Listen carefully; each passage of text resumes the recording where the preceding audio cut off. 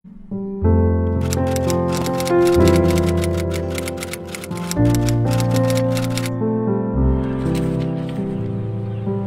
ka bang mahalin? Binitawan kita. Binitawan kita hindi para sa iba, pero binitawan kita para sa sarili ko. Hindi kita iniwan dahil hindi na kita gusto, pero iniwan kita dahil pagod na ako. Alam mo naman siguro ang dahilan, hindi ba? Alam mo naman na ikaw ang may mali sa ating dalawa. Alam mo naman na wala akong pagkukulang, pero mahal, nakakasawa rin palang maghintay ng matagal. Hindi ko naman to ginusto at wala rin sa intensyon ko ang magbago. Pero anong magagawa ko? Kung noon pa lang, bumitaw ka na. Kung noong una pa lang, wala na talaga. Mahal, ano pa nga bang magagawa ko? Sinubukan ko na isalba ang relasyon na to.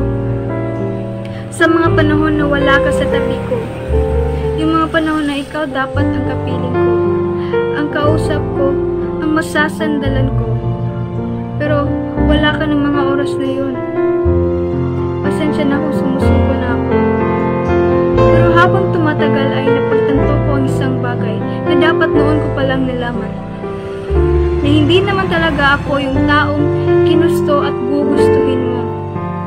Sa wakas, nasabi ko rin ang mga bagay na matagal ko nang kinikilig. Kaya patawad, iiwanan kita hindi para sa iba. Iiwanan kita para sa sarili ko, sinta. Sana'y sa pagbitaw kong to, ay wala na akong pagsisisihan. Yung tipong gabi-gabi, lagi kong naiisip kung may halaga ba ako sa iyo. Dapat ka bang mahalin? Noon masasabi kong oo. Pero sa paglipas ng panahon ay hindi na, kaya bumitaw na lang ako para sa ikakabuti ng lahat. Pero ano pa nga ba ang magagawa ko? Bumitaw na ako para sa sarili ko. Sarili ko na lang muna ang mamahalin ko dahil naubos ako nung pinaglaban kita. Pero huli na yun.